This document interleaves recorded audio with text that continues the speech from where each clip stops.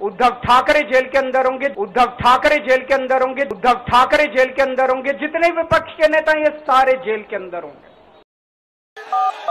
भारत माता की, भारत माता की, भारत माता की, इनकलाब, इनकलाब, वंदे वंदे। आज आपके बीच में आके बहुत अच्छा लग रहा है।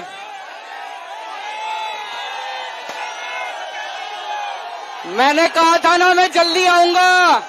लोकसभा निवडणुकीच्या मतदानाचे 4 टप्पे उरलेले आहेत आणि अशातच सर्वोच्च न्यायालयाने आम आदमी पार्टीचे नेते आणि दिल्लीचे मुख्यमंत्री अरविंद केजरीवाल यांना अंतरिम जामीन मंजूर केलाय। 1 जूनपर्यंत केजरीवाल जामीनवर आहेत। 2 जूनला त्यांना पुन्हा तिहार जेलमध्ये जावं लागणार आहे। त्यामुळे उरलेल्या 4 टप्प्यांच्या प्रचारात अरविंद केजरीवाल दिसतील। याच सगळ्या पार्श्वभूमीवर अरविंद केजरीवाल आणि उद्धव ठाकरे यांच्यात फोन झालाय अशी माहिती शिवसेना ठाकरे गटाचे नेते आणि खासदार संजय राऊत यांनी दिली आहे। ते नाशिकमध्ये माध्यमांशी बोलत होते। अरविंद केजरीवाल आणि उद्धव ठाकरे यांच्यात फोन झाल्याची राऊतांनी माहिती दिली आहे। त्यामुळे लोकसभा निवडणुकीच्या पार्श्वभूमीवर रणनीती ठरली असल्याची राजकीय वर्तुळात चर्चा होते। दिल्लीचे मुख्यमंत्री अरविंद केजरीवाल यांना जामीन मिळाला आहे आणि त्यामुळे जामीन देताना कोर्टाने ईडीला फटकारलं देखील आहे। केजरीवाल आता प्रचारात सहभागी होत आहेत। काल रात्री स्वतः उद्धव ठाकरे यांनी त्यांचं अभिनंदन केलंय।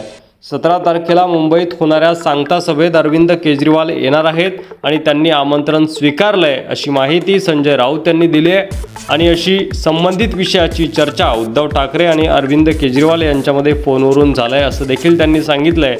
त्यामुळे आता बीजेपीला टक्कर देण्यासाठी आणखी एक नेता मैदानामध्ये उतरलेला आहे, कारण अरविंद केजरीवाल यांची जेलमधून सुटका झाली आहे। याचा पुढील उर्वरित निवडणुकीच्या टप्प्यावर काय परिणाम होईल असं तुम्हाला वाटतंय, यावर तुमचं मत कमेंट बॉक्समध्ये लिहायला विसरू नका।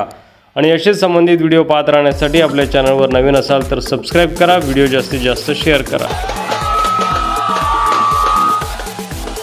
देश भर के करोड़ों करोड़ों लोगों ने अपनी दुआएं, अपना आशीर्वाद मुझे भेजा। मैं सुप्रीम कोर्ट के जजेस का शुक्रिया अदा करना चाहता हूं।